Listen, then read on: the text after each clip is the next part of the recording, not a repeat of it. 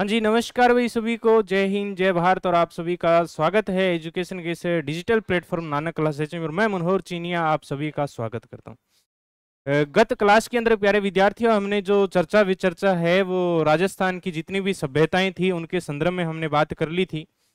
PYQ प्रश्नों के आधार पर भी हमने जो है वो व्याख्या की, चर्चा विचर्चा की थी, प्रत्येक सभ्यता को हमने उठाकर देखा था। उम्मीद करता हूँ कि सेशन जो है वो आपको बहुत ही अच्छा लगा और अच्छा आपका रिस्पॉन्स रहा था।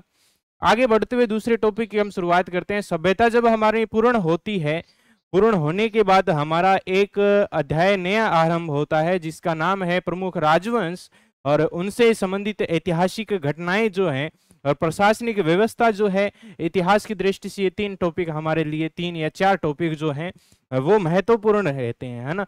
तो हम उनके संदर्भ में जो है आज बात करेंगे। आज हम बात करेंगे, शुरुआत करेंगे प्रमुख छोटे छोटे राजवंश जो है उनके पॉइंट ऑफ व्यू से हम बात करेंगे कि किस प्रकार के प्रश्न जो है वो बनेंगे। मुख्य मुख्य मैं राजवंश जो है वो आपको करवाने वाला हूं। तो आज की क्लास में सबसे पहले जो है वो हमारा राजवंश रहेगा, वो रहेगा मेवाड़ का इतिहास हम देखेंगे, है ना। हिस्ट्री ऑफ मेवाड़ के संदर्भ में हम बात करने वाले। इतिहास मेवाड़ का कैसा रहा था सर, क्या बातें थी, है ना। बहुत ही बड़े रोचक तथ्य हैं। इतिहास आपने पढ़ा जरूर है लेकिन हम पढ़ेंगे एक अलग अंदाज में, आपको पूर्णतः समझ में आएगा। और 2-3 बार अगर आप लेक्चर देखते हो अच्छे से, ठीक है, तो आपको बात याद रखनी, जो बातें हैं वो आपको समझ में आ जाएगी, है ना। सबसे पहले देखो हम बात करते हैं इतिहास जो पढ़ेंगे वो कौन सा पढ़ेंगे, किसका हम इतिहास पढ़ने जा रहे हैं। तो आप सबसे पहले अपनी नोटबुक में हेडिंग बनाइएगा history of Mewar. History of Mewar यानी कि हम सबसे पहले मेवाड़ का इतिहास पढ़ने जा रहे हैं, मेवाड़ का इतिहास पढ़ने जा रहे हैं। आगे मैं बात करूंगा इनके वंशज के संदर्भ में जो है कितनी शाखाएं रही थी इनकी। उन पॉइंट पर बढ़ने से पहले मैं थोड़ी बेसिक सी मेवाड़ से संबंधित यानी कि जो यहाँ के राजवंश थे उनके बारे में थोड़ी मैं आपको जानकारी दे दूं कि जो यहाँ हम बात करें, एक तरफ तो जो है वो आपको मेवाड़ी शासक दिखाई दे रहे हैं, है ना। एक तरफ तो जो है वो आपको क्या दिखाई दे रहे हैं, मेवाड़ी शासक दिखाई दे रहे हैं। और इतिहास के अंदर एकमात्र ऐसे जो हम कहें भील हुए थे जिनको नाम के आगे राणा लगाने की अनुमति थी, वो एकमात्र भील थे जिनका नाम था राणा पुंजा। एकमात्र ऐसे व्यक्ति थे जिनको अपने नाम के आगे क्या राणा लगाने की, राणा उपाधि लगाने की जो है अनुमति थी, उनका नाम था पुंजा, है ना। इनके संदर्भ में मैं आगे बात भी करूंगा, ठीक है। मेवाड़ी वाक्य बहुत बार पूछा गया, ये देखिए मेवाड़ी वाक्य से प्रश्न बनता है बहुत बार। ये आपको जो दिखाई दे रहा होगा कि जो दृढ़ राखे धर्म को तिहि राखे करतार, ये इनका प्यारे विद्यार्थियों क्या है, मुख्य वाक्य रहा है ना। इनमें से एक प्रश्न बनकर आता है, ये प्रश्न बहुत बार पेपर में पूछा गया था।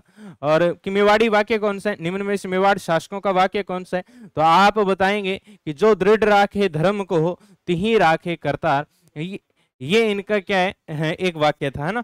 ये चीजें आपको अच्छी तरीके से याद में हो जानी चाहिए। उसके बाद देखिए सबसे पहले हम और बात करें, जैसे ये हमारा बिंदु हो जाता है। अब मेरी बात को थोड़ा सा इधर आप और देखेंगे कि मेवाड़ी शासकों का जो राज्य ध्वज होता था, है ना, उसके अंदर जो मुख्यतः आपके कौन कौन की चीजें उपस्थित थी, तो ये प्रश्न आपका बन सकता है। तो आपको याद में रखना, एक तो ये ध्वज जो है वो किस रंग का होता था, ये लाल रंग का होता था। भाई किस रंग का होता था, मेवाड़ी ध्वज जो है उसका रंग कैसा है, तो उसका रंग होता था लाल रंग, ठीक है। और सूर्य व कटार जो है, सूर्य कटार जो है वो प्रतीक चिन्ह के रूप में इसके अंदर उपस्थित होते थे। ये दो चीजें आपको याद में रखनी है, लाल रंग का होता था सूर्य, और कटार जो है वो इनके प्रतीक चिन्ह के रूप के अंदर ध्वजा के अंदर हमें देखने को मिलते थे, ठीक है। ये इनकी छोटी सी बात होगी, ठीक है। आगे हम बात करेंगे, एक एक पॉइंट में लिखवाऊंगा कि जो राज्याभिषेक होता था वो कौन करते थे, उनके संदर्भ में भी हम बात करने वाले। सबसे पहले हम बात करते हैं मेवाड़ इतिहास के अंदर, है ना। कौन सा कि मेवाड़ में देखो सबसे पहले प्रश्न जो हमारे बनेंगे, आपको थोड़ी तेज गति के साथ में बताऊंगा मैं, है ना। आप अपने सुंदर नोट्स बनाते रहिएगा। मेवाड़ की सबसे पहले बात करेंगे हम, सबसे प्राचीन नाम के संदर्भ में अगर आपसे पूछे मेवाड़ के प्राचीन नाम में सबसे पहले हम बात करें तो इसको जो है वो सीवी के नाम से भी जाना जाता था। इन्हें जो है वो प्रागवाट के नाम से भी जाना जाता था, इन्हें जो है वो मेदपाट के नाम से भी जाना जाता था। सीवी भी कहा जाता था, प्रागवाट जो है वो भी कहते थे, मेघवाट के नाम से भी जाना जाता था। सीवी जो है ना, ये बताया जाता है कि मत्स्य जनपद की जो है राजधानी भी रही थी, है ना। मत्स्य जनपद से जो है संबंध भी रहा था, मत्स्य जनपद से, है ना। और विराटनगर जो है वो इन्हीं से जुड़ा हुआ है। ये चीजें आपको अच्छी तरीके से याद में, मत्स्य जनपद की राजधानी भी रही थी, है ना। सीवी जनपद जो है मत्स्य जनपद की नहीं, मत्स्य की विराटनगर होगी, मध्यमिका की राजधानी, है ना। सीवी जनपद की राजधानी कौन सी थी, ये पूछ सकता है। थोड़ी एक चीज आप संशोधन कर लेना थोड़ा, है ना। सीवी जनपद जो है इसकी राजधानी कौन सी थी, इसकी राजधानी थी जिसका नाम था मध्यमिका। सीवी जनपद की राजधानी कौन सी, मध्यमिका। और मध्यमिका कहाँ पड़ती है, राजस्थान के अंदर। मध्यमिका जो है जिसे पहले वर्तमान में चित्तौड़ के नाम से जाना जाता था, पहले मध्यमिका कहते थे, ठीक है। वहीं अगर आपसे पूछे मत्स्य जनपद की राजधानी कौन सी है, मत्स्य जनपद की राजधानी कौन सी है, तो मत्स्य जनपद की जो राजधानी थी वो आपके हो जाएगी, वो कौन सी हो जाती है, वो हो जाती है आपके विराटनगर। वो क्या हो जाती है, वो हो जाती है विराटनगर। ये है, मेरी बात को आप समझते हुए थोड़ा ध्यान में रखना। मेवाड़ के प्राचीन नाम आपसे पूछ सकता है, सीवी, प्रागवाट, मेदपाट जो है। सीवी जनपद की राजधानी क्या थी, तो आप बताएंगे मध्यमिका जो है वो इसकी प्रारंभिक राजधानी थी, ठीक है। और उसके बाद अगर हम बात करें कि तो मेवाड़ था, उसके अंदर यानी प्राचीन समय में कौन सा राजवंश राज करता था, जब गोहिलों का आधिपत्य होता है उससे पहले की बात बताएं तो, है ना। आरंभिक शासक जो है, आरंभिक राज करने वाला कौन सा राजवंश रहा था, आरंभिक राजवंश जो है ना जिसने राज किया था वो मौर्य थे, ठीक है। आगे हम इनके संदर्भ में हम बात भी करेंगे, ठीक है ना। इतने पॉइंट आप जो है एग्जाम के पॉइंट ऑफ व्यू से आप नोट कर सकते हैं। इनमें से प्रश्न जो है पेपर के अंदर आपके लगभग एक प्रश्न बनने की पूरी पूरी संभावना रहेगी, ठीक है। चलो अब हम बात करते हैं गुरुजी, सबसे पहले हम बात करें आगे कि मेवाड़ के अंदर जो है वो कौन सा राजवंश राज कर रहा था, है ना। मेवाड़ के अंदर हम बात करें सबसे पहले कौन सा, गोहिल वंश, है ना। गोहिल वंश के संदर्भ में अगर हम बात कर लें, गोहिल वंश, हेडिंग बनाना, गोहिल वंश।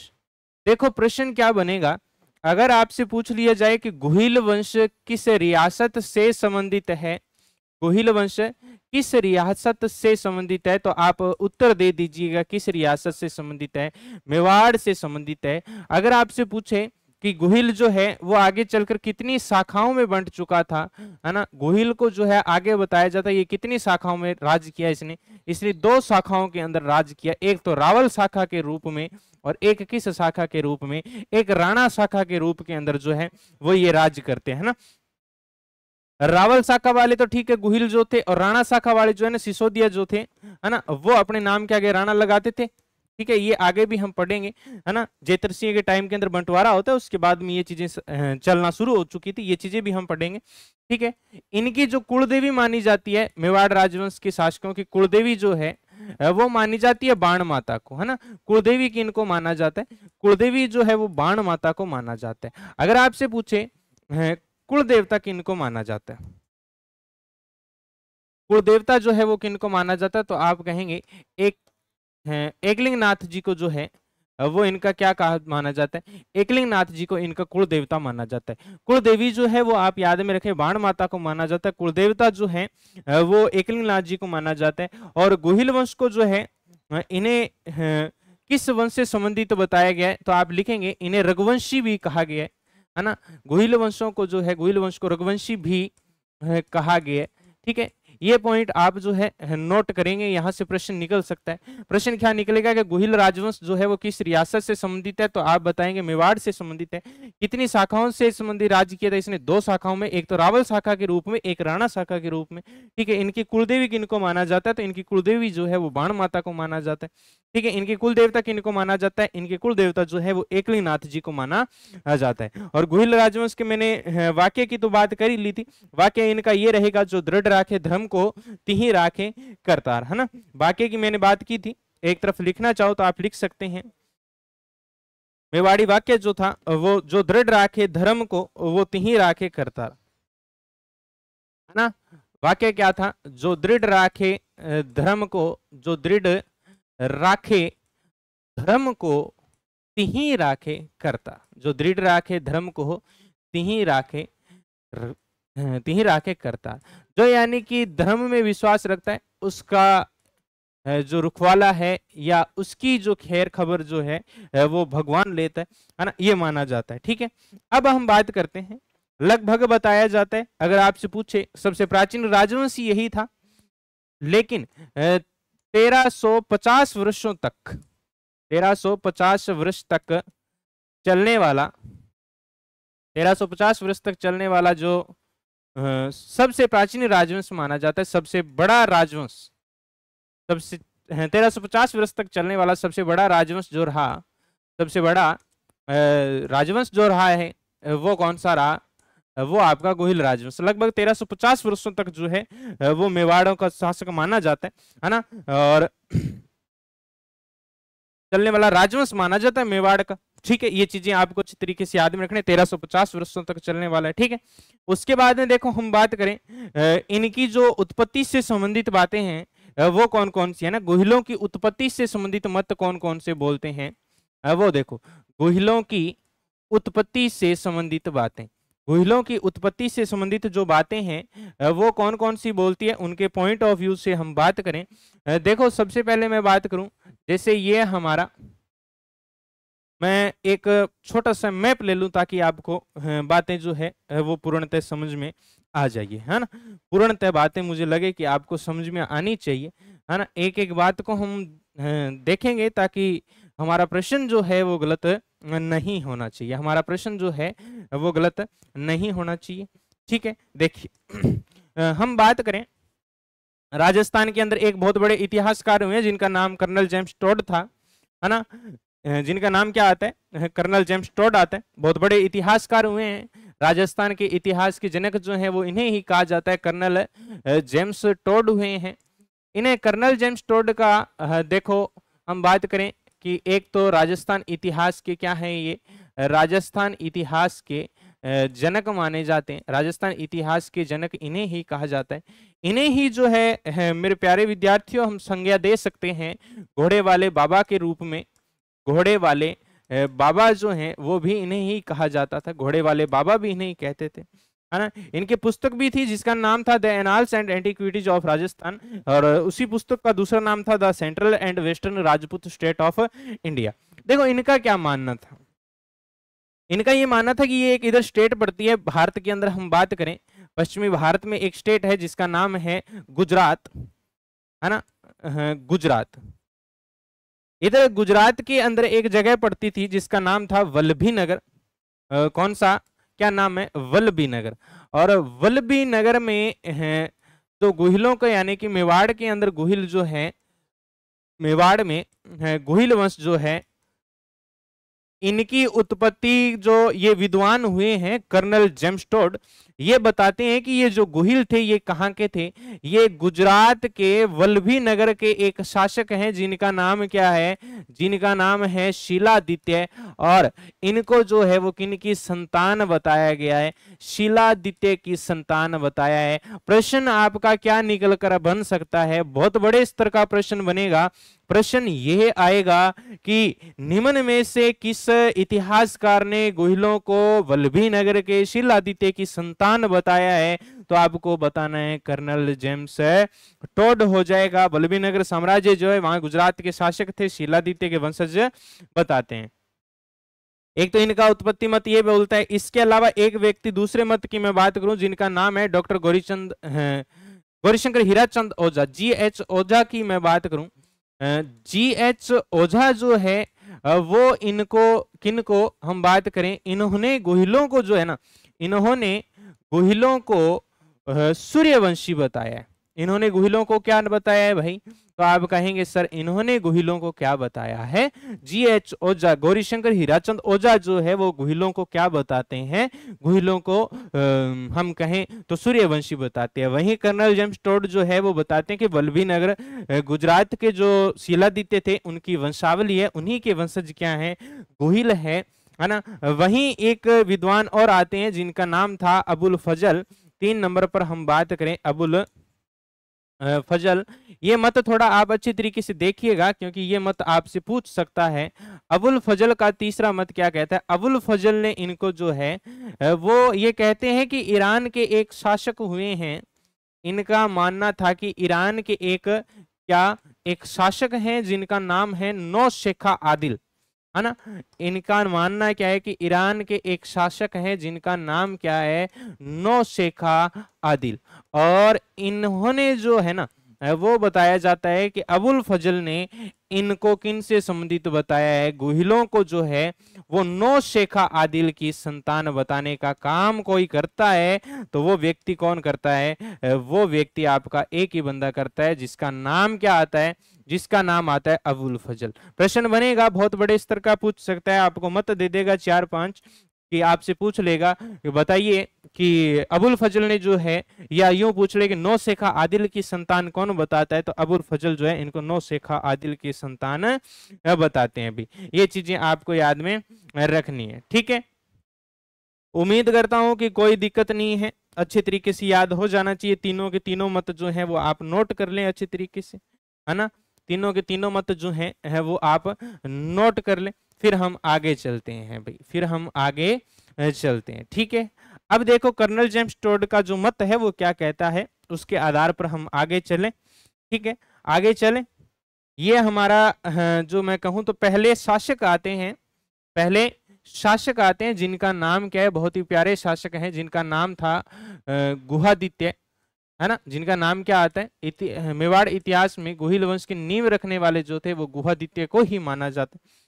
यहां से हमारे इतिहास की जो है वो शुरुआत होती है। बताते हैं कि एक महिला थी जिसका नाम था देवादित्य, है ना, देवादित्य। और देवादित्य की पुत्री बताते हैं, सॉरी हाँ महिला क्या, देवादित्य आदमी, देवादित्य की एक पुत्री थी जिसका नाम था सुभागा देवी। और सुभागा देवी के बताते हैं कि कोई भी संतान नहीं थी। सुभागा देवी की जब कोई संतान नहीं थी तो इन्होंने बताया जाता है कि सूर्य की उपासना की, सूर्य की आराधना की। जब सूर्य की आराधना की ना सुभागा देवी ने, इनके कोई संतान नहीं थी, तब इन्होंने किसकी आराधना की? इन्होंने आराधना की सूर्य की। सुभागा देवी ने सूर्य की आराधना शुरू कर दी, ठीक है। जब सूर्य की आराधना शुरू की इन्होंने, तब इनको एक पुत्र प्राप्त हुआ जिसका नाम था शीलादित्य। जिसका नाम क्या था? बीज मंत्र रूप में एक पुत्र की प्राप्ति होती है सुभागा देवी को जिसका नाम था शीलादित्य। और शीलादित्य की जो पत्नी थी उसका नाम था पुष्पावती, पुष्पावती। और पुष्पावती जो है वो इनके साथ यानी विवाह करती है। और शीलादित्य और पुष्पावती इन दोनों के जो है वो बताया जाता है कि एक संतान उत्पन्न होती है ना, जिसका नाम था गुहिलादित्य, है ना। और ये आबू के परमार राजवंश की राजकुमारी थी, है ना, आबू परमार की राजकुमारी थी। ये बात याद में रखनी। पुष्पावती कहाँ की राजकुमारी थी? आबू परमार की जो है वो राजकुमारी थी। अब बताते हैं कि इनके एक पुत्र होता है जिसका नाम क्या था? जिसका नाम था गुहादित्य। जिसका नाम क्या था? गुहादित्य। अब वो गुहादित्य गुरुजी दिखता कैसा होगा? वो ऐसा था। ये आपके जो शासक हैं इनका नाम गुहादित्य, जिनको गुहिल वंश का क्या माना जाता है? संस्थापक माना जाता है, ठीक है। पिताजी का नाम बताया जाता है कि शीलादित्य था, माताजी का नाम पुष्पावती था। लेकिन जो गुहादित्य थे इनका लालन पालन जो है वो एक नागर वीरनगर की ब्राह्मण थी जिसका नाम था कमलावती। कमलावती के द्वारा जो है इनका लालन पालन किया जाता है, ठीक है। ये बात याद में रखनी। इनका लालन पालन जो है वो किनके द्वारा किया जाता है? इनका लालन पालन जो है वो कमलावती के द्वारा किया जाता है। लालन पालन कौन करते हैं? लालन पालन जो है वो कमलावती करते हैं। और सर ये कमलावती कहाँ की थी? ये वीरनगर नामक एक जगह पड़ती है, वहां की वीरनगर की ब्राह्मण राजकुमार, वीरनगर की ब्राह्मण जिसका नाम था कमलावती। कमलावती ने इनका लालन पालन किया था, ठीक है। और बताया जाता है कि एक समय की बात थी, छोटे बच्चे खेल रहे थे, छोटे बच्चे खेल रहे थे तो बताया जाता है कि गुहादित्य भी उनके साथ ही खेल रहे थे। उन सभी बच्चों के अंदर सबसे बड़े गुहादित्य ही थे। तो राज्याभिषेक करना खेल रहे थे, तो बताते हैं कि वहां इनका जो है अंगूठा चीरकर राज्याभिषेक कर दिया गया। तो आज भी परंपरा है कि इनका जो राज्याभिषेक है वो ऊंदरी गांव के भील सरदारों द्वारा किया जाता है। मेवाड़ी शासकों का जो राज्याभिषेक होता है आज भी वो ऊंदरी गांव के भील सरदार करते हैं। ऊंदरी गांव के भीलों द्वारा, ऊंदरी गांव के भीलों द्वारा इनका क्या होता था, ऊंदरी गांव के भीलों द्वारा जो इनका है वो राज्याभिषेक किया जाता था। ऊंदरी गांव के भील सरदार जो हैं वो इनका राज्याभिषेक करने का काम किया करते थे। ठीक है, ये बात आपको अच्छी तरीके से याद में रखनी है। ठीक ना, गोहिलों का बताया जाता है कि संस्थापक जो है ना गोहिल वंश, वो यहीं से शुरू हो जाते हैं। नींव जो है ना गोहिल वंश का संस्थापक माना जाता है। 566 ईस्वी के अंदर इन्होंने जो है ना गोहिल वंश की क्या रखी थी, नींव रखी थी। कब रखते हैं गोहिल वंश की नींव? गोहिल वंश की नींव अगर आपसे पूछे ना तो 566 ईस्वी के अंदर इन्होंने क्या रखी थी, गोहिल वंश की नींव रखी थी। भाई ये बात भी आपको याद में रखनी है। गोहिल वंश की नींव ये कब रखते हैं? तो 566 ईस्वी के अंदर इन्होंने गोहिल वंश की नींव रखी थी। ठीक है, इन्हीं गुहादित्य का 8वां वंशज हुआ था जिसका नाम था नागादित्य। 8वां वंशज जो है जिनका नाम क्या था, नागादित्य था, जिसकी हत्या बताई जाती है कि 727 के अंदर जो है वो भीलों द्वारा कर दी जाती है ना। 727 के अंदर जो है भीलों द्वारा कर दी जाती है। और नागादित्य का ही 3 वर्ष का पुत्र है जिसका नाम है बप्पा रावल, जो आगे चलकर क्या बनता है, शासक बनता है ना। नागादित्य के बाद में इन्हीं का 3 वर्ष का पुत्र, 3 वर्ष का पुत्र जो है जिसका नाम क्या है, बप्पा रावल। और बप्पा रावल अगला क्या बनता है भाई, बप्पा रावल अगला शासक बनता है। देखो दोबारा समझिएगा, गुहादित्य जो है देवादित्य की पत्नी थी जिसका नाम, पुत्री थी सॉरी, जिसका नाम था सुभागा देवी। सुभागा देवी की कोई संतान नहीं थी, उसने सूर्य देवता की आराधना की। आराधना के रूप में इनको जो है एक पुत्र की प्राप्ति होती है जिसका नाम था शिलादित्य। शिलादित्य की पत्नी का नाम था पुष्पावती। इनसे जो पुत्र की प्राप्ति होती है उसका नाम था गुहादित्य। गुहादित्य के पिताजी का नाम शिलादित्य, माता का नाम पुष्पावती था। लालन पालन जो है वो कमलावती वीर नागर की एक ब्राह्मण महिला थी उसके द्वारा किया जाता है। ठीक है, उन्होंने गोहिल वंश की नींव जो है 566 ईस्वी के अंदर रख दी थी। और ऊंदरी गांव के भीलों के द्वारा जो है वो इनका क्या किया जाता है, राज्याभिषेक किया जाता है। ठीक है ना, ये चीज आपको अच्छी तरीके से याद में रखनी है। एक चीज आप और लिख सकते हैं, कहने व्यास का एक ग्रंथ है जिसका नाम है एकलिंग महात्म्य, जिसके अंदर बताया जाता है कि गोहिलों को विप्र कहा गया। ये भी आप पॉइंट लिख सकते हैं, लिख लीजिए, एक तरफ लिखिए, यहाँ ऊपर लिख लीजिए। कहने व्यास का ग्रंथ है जिसका नाम है एकलिंग महात्म्य। एकलिंग महात्म्य, इसके अंदर जो है वो गोहिलों को क्या कहा गया है, एकलिंग महात्म्य में गोहिलों को विप्र कहा गया है। गोहिलों को क्या कहा गया है, विप्र कहा गया है कहने व्यास के अंदर। वहीं एक चीज और आपको याद में रखनी है, ये तो कहने व्यास का ग्रंथ एकलिंग महात्म्य है ना, जिसके अंदर गोहिलों को क्या कहा गया, विप्र कहा गया है। लेकिन वहीं याद में एक पॉइंट आपको और रखना होगा मेरे कहने पर, कि चित्तौड़गढ़ प्रशस्ति जो है ना, मैं यहां लिख दूं ताकि आपको दोनों बातें एक साथ याद रहे। चित्तौड़गढ़ प्रशस्ति जो है ना, चित्तौड़गढ़ प्रशस्ति, इस प्रशस्ति के अंदर जो है, चित्तौड़गढ़ प्रशस्ति में जो है बप्पा रावल को विप्र कहा गया है। बप्पा रावल को इस प्रशस्ति के अंदर क्या कहा गया है, बप्पा रावल को इस प्रशस्ति में विप्र कहा गया। चित्तौड़गढ़ प्रशस्ति के अंदर जो है वो बप्पा रावल को विप्र कहा गया है। वहीं कहने व्यास का ग्रंथ है जिसका नाम है एकलिंग महात्म्य है। एकलिंग महात्म्य के अंदर जो है वो गोहिलों को क्या कहा गया है, विप्र कहा गया है। उम्मीद करता हूं कि गुहादित्य आप सभी को बहुत ही अच्छे तरीके से समझ में आ गया होगा, है ना, आ गया होगा। उम्मीद करता हूं कि अच्छे तरीके से समझ में आ गया होगा, किसी भी प्रकार की कोई दिक्कत नहीं होगी। जल्दी से इसका स्क्रीनशॉट ले लीजिए, फिर हम जो है आगे चलते हैं ना। नागादित्य की हत्या जो है वो 727 के अंदर जो है भीलों के द्वारा कर दी जाती है। ये भी बात आपको याद में रखनी है, 727 ईस्वी में भीलों द्वारा इनकी हत्या कर दी जाती है। भीलों द्वारा इनकी क्या कर दी जाती है, भीलों द्वारा इनकी हत्या कर दी जाती है। देखो एक दो बार आप लिखोगे ना, एक दो बार पॉइंट टू पॉइंट लिखोगे तो आपको अच्छे तरीके से समझ में जो है वो बातें आ जाएगी। ठीक है, उसके बाद हम आगे बात करते हैं, बढ़िए आगे। ये आपका एक शासक आता है जिसका नाम क्या आता है, बहुत ही प्यारा शासक था, बहुत ही प्यारा मैं कहूं तो शासक था, जिसका नाम है बप्पा रावल।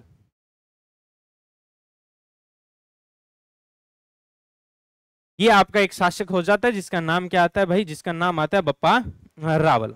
ठीक है, 734 से लेकर 753 तक इसका जो है वो कालक्रम माना जाता है। ये शासक है जिसका नाम क्या है, ये आपका बहुत बड़ा प्यारा शासक है जिसका नाम है बप्पा रावल। और इसका जो टाइम पीरियड है वो 734 से लेकर 753 तक माना जाता है। ये अब इधर सारी बातें समझ लेना। ये जो है ना, ये बप्पा रावल के गुरु हैं जिनका नाम है हरित ऋषि। बप्पा रावल के गुरु जो हैं उनका नाम क्या है, ये पूछ सकता है, तो आप याद में रखें बप्पा रावल के गुरु का नाम जो है ना, ये आपको याद में रखना, इनके गुरु का नाम जो है वो क्या है, हरित ऋषि है। ठीक है ना, बप्पा रावल जो है वो गुरु हरित ऋषि की क्या किया करते थे, गायें चराया करते थे, है ना।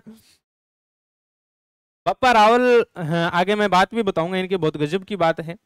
ठीक है, और सिंपल सी 2-3 बातें आप लिखो। सबसे पहला तो मेवाड़ राज्य का वास्तविक संस्थापक, मेवाड़ राज्य का जो रियल फाउंडर है वो किसको माना जाता है, वास्तविक संस्थापक जो है, वास्तविक संस्थापक वो किनको माना जाता है, वास्तविक संस्थापक जो है मेवाड़ राज्य का वो हम कहें तो बप्पा रावल को माना जाता है। बप्पा रावल ने बताते हैं कि 734 के अंदर जो है मौर्य शासक मान मौर्य को पराजित किया था। भाई मौर्य शासक जो है, मौर्य शासक 734 के अंदर मौर्य शासक मान मौर्य को पराजित, मान मौर्य को क्या किया इन्होंने, बप्पा रावल ने जो है मौर्य शासक मान मौर्य को 734 के अंदर जो है ये क्या करते हैं, पराजित करते हैं। इन्होंने जो है वो अपनी राजधानी जो बनाई थी उसका नाम था नागदा। राजधानी किसको बनाते हैं, राजधानी ये बनाते हैं नागदा उदयपुर को, राजधानी किसको बनाते हैं, नागदा उदयपुर को बनाया था। ये बात भी आपको अच्छे तरीके से याद में रखनी है। ठीक है, मैंने बताया भी था कि इनके जो कुल देवता हैं वो एकलिंगनाथ जी हैं, है ना। इन्होंने बताया जाता है कि एकलिंगनाथ जी का जो है ना वो मंदिर भी बनवाया था ना, एकलिंगनाथ जी का जो है वो मंदिर भी बनवाया था कैलाशपुरी उदयपुर के अंदर। कैलाशपुरी उदयपुर में जो है, उदयपुर में वो ये एकलिंगनाथ जी का मंदिर भी बनवाते हैं।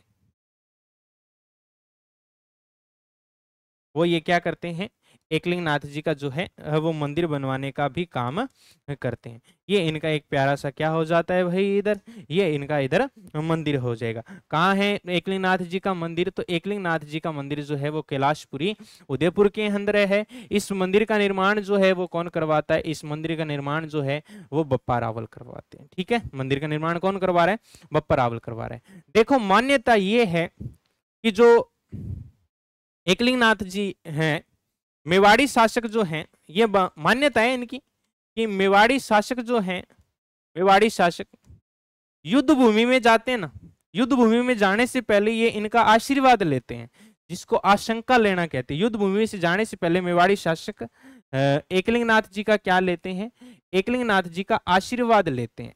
एकलिंगनाथ जी का क्या लेते हैं, ये आशीर्वाद लेते हैं ना, एकलिंगनाथ जी का, एकलिंगनाथ जी का आशीर्वाद लेते हैं।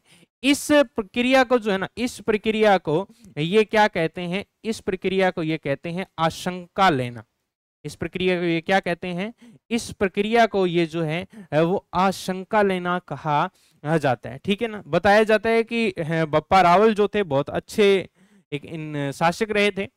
जब ये गुरु हरित ऋषि की गायें चराया करते थे, तब एक पीछे की छोटी सी कहानी बताई जाती है कि बप्पा रावल जब गायें चरा रहे थे तो गायें चराकर एक दिन वापिस आए और बताते हैं कि गुरु हरित ऋषि जो हैं वो जब यानी कि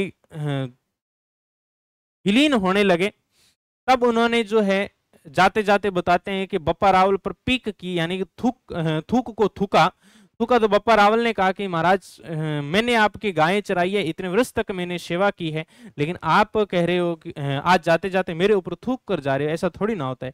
तो बोले कि ये थूक कोई है मामूली थूक नहीं है ना, अगर ये थूक तेरे मुंह में गिर जाता तो आज जिंदगी उम्र भर के लिए क्या हो जाता, अमर हो जाता था। लेकिन अब कोई दिक्कत नहीं है। तब भी बताते हैं कि महाराज जो थूक यानी कि उस भूमि पर जाकर गिरा था, जो नागदा, उदयपुर, कैलाशपुरी, उदयपुर वाली जो भूमि है, मेवाड़ है, वहां जाकर गिरा। तो बोले कि ये जो क्षेत्र होगा ये क्षेत्र तेरा रहेगा, और आजीवन जब भी मेवाड़ को पढ़ा जाएगा या जब भी मेवाड़ का यानी व्याख्यान होगा, दोहराया जाएगा, तब सबसे पहले बप्पा रावल की शुरुआत जो है मेवाड़ की वो बप्पा रावल से ही होगी। और तभी से बताया जाता है कि मेवाड़ वंश का वास्तविक जो संस्थापक है वो बप्पा रावल को माना जाता है। तो आपको याद में रखना ये किनकी गायें चराया करता था, तो गुरु हरित ऋषि की क्या किया करता था, बप्पा रावल जो है गुरु हरित ऋषि की गायें चराया करता था, गायें चराया करता था। ठीक है ना।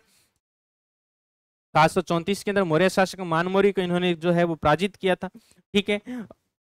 सर्वप्रथम जो बताया जाता है कि इसने मेवाड़ के अंदर ही जो है बप्पा रावल ने ही सोने के सिक्के चलाए थे भाई। सोने के सिक्के जो हैं वो भी किसने चलाए, बप्पा रावल ने चलाए थे सर्वप्रथम मेवाड़ के अंदर। सर्वप्रथम मेवाड़ में जो है वो सोने के सिक्के किसने चलाए, बप्पा रावल ने चलाए। और ये सिक्का जो है 115 ग्रेन का होता था। सिक्का कितने का होता था, 115 ग्रेन के सोने के सिक्के चलाए थे भाई, है ना। ये चीज आप अच्छे तरीके से याद में रखोगे। उम्मीद करता हूं कि यहां से प्रश्न आपको अच्छे तरीके से निकल कर भी आ जाएगा। ठीक है। उसके बाद में देखो बहुत सी बातें हैं आगे और भी बता रहा हूं मैं आपको। चलो देखो,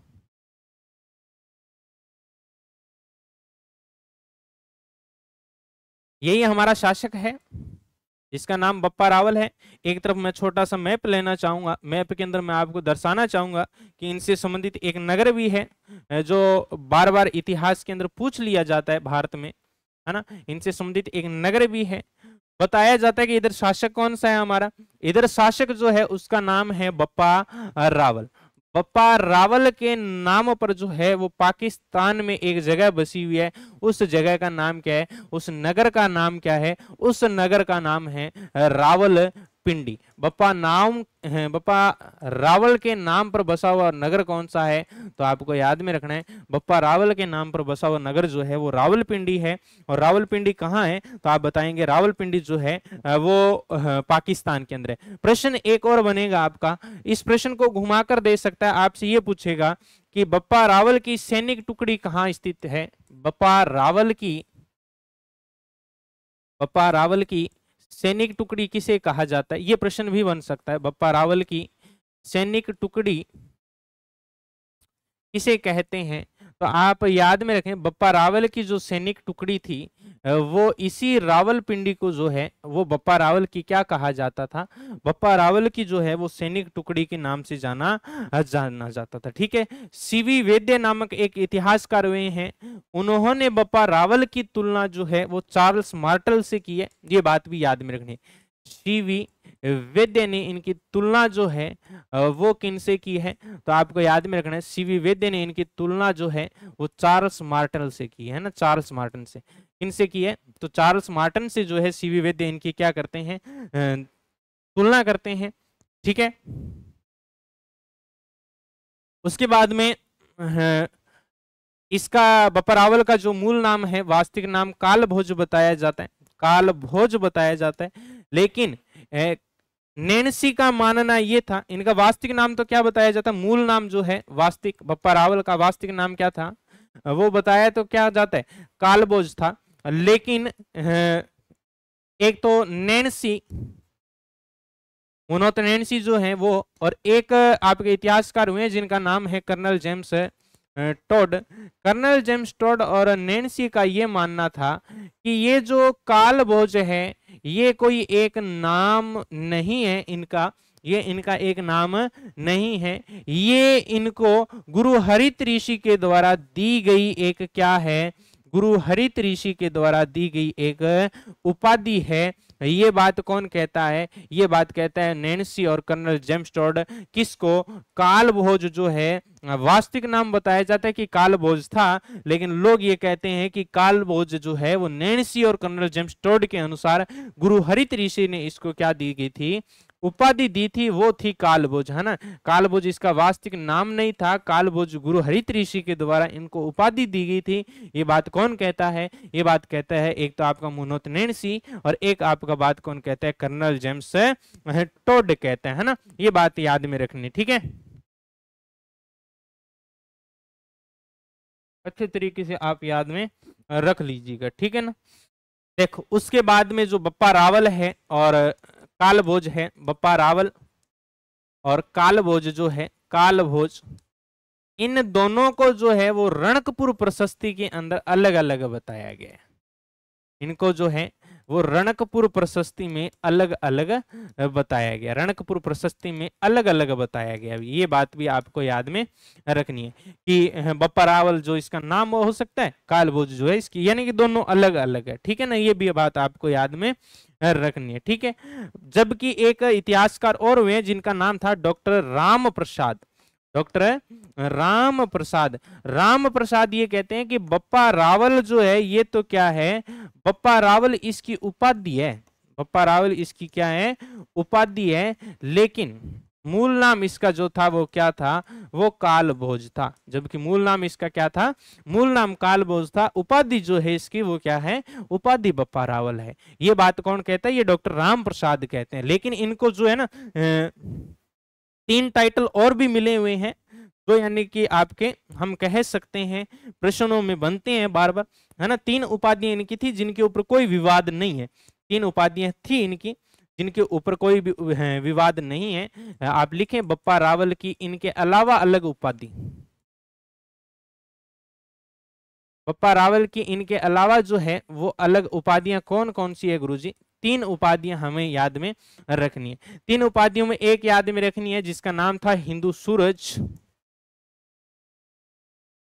ठीक है। एक का नाम आता है चकवे राजगुरु, एक का नाम क्या आता है चकवे, और एक एक आती है कौन सी, राजगुरु। एक आती है चकवे और एक क्या आती है, एक आती है भाई जिसका नाम था राजगुरु। एक चकवे और एक हिंदू सूरज, ये 3 इसको जो है वो क्या दिए गए थे, ये 3 इसको टाइटल दिए गए थे, है ना। हिंदू सूरज, चकवे और राजगुरु जो है ये 3 इनकी क्या थी, अलग से उपाधियां थी। इसके अलावा जो 2 उपाधियां हैं, यानी कि एक कालभोज है और हम बात करें एक हो जाएगी आपकी कौन सी, मूल नाम से लेकर जो विवादित है वो 2-3 मत आपको याद में रखने पड़ेंगे, ठीक है ना। अच्छे तरीके से याद में हो जाना चाहिए। एक चीज और लिखो, लिखो आहड़ अभिलेख के अंदर, है ना, या लिखो आहड़ शिलालेख में जो है, लिखो आहड़ शिलालेख में, आहड़ शिलालेख में कालभोज को मुकुटमणि के समान बताया गया, मुकुटमणि के समान बताया गया है, ठीक है। आहड़ शिलालेख में जो है वो आपको याद में रखना है, इसको किसके समान बताया गया है, मुकुटमणि के समान बताया गया है ना। और इन्होंने बताया जाता है कि वृद्ध अवस्था के अंदर खुरासान पर भी कब्जा कर लिया था, है ना। ये भी एक मत बोलता है इनके संदर्भ में। लिख लो एक लाइन और इनसे संबंधित, है ना। इसके अलावा 35 हाथ की धोती, 32 मन की तलवार, 16 हाथ का दुपट्टा, ये कॉमन सेंस की बात है, ये नहीं लिखनी, ठीक है ना। लिखो वृद्ध अवस्था में, वृद्ध अवस्था में इन्होंने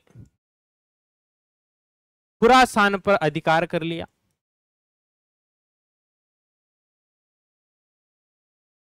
कब खुरासान पर कब्जा कर लिया, तथा वहां की स्त्रियों से विवाह किया, वहां की स्त्रियों से विवाह किया था, तथा वहां की स्त्रियों से इन्होंने क्या किया था, तो आपको याद में रखना है वहां की स्त्रियों से इन्होंने विवाह किया था, ठीक है। खुरासान पर ये कब्जा कर लेते हैं और कब्जा करने के बाद जो वहां की स्त्रियां थी उनसे ये क्या कर लेते हैं, उनसे ये जो है वो विवाह कर लेते हैं ना। वहां की स्त्रियों से इन्होंने क्या कर लिया था, वहां की स्त्रियों से इन्होंने जो है वो विवाह कर लिया था, ठीक है ना। ये बात अच्छे तरीके से आपको याद में रखनी है, ठीक है। उसके अलावा देखो और प्रश्न मैं बनाऊं, है ना। और प्रश्न जैसे आप एकलिंगनाथ जी का जो मंदिर है ना, यहां से एक प्रश्न आप और बनाना चाहें तो बना सकते हैं, 1-2 प्रश्न और बन सकते हैं, ठीक है। लिख लो, चलो बनाओ, फिर फटाफट बनाओ, है ना। लिखो पॉइंट लिखेंगे, एकलिंगनाथ जी का जो मंदिर है राजस्थान में पशुपात संप्रदाय व लकुलिश संप्रदाय की एकमात्र स्थल जो है वो इसी को माना जाता है। लिखो पाशुपात संप्रदाय, पाशुपात संप्रदाय या लकुलिश संप्रदाय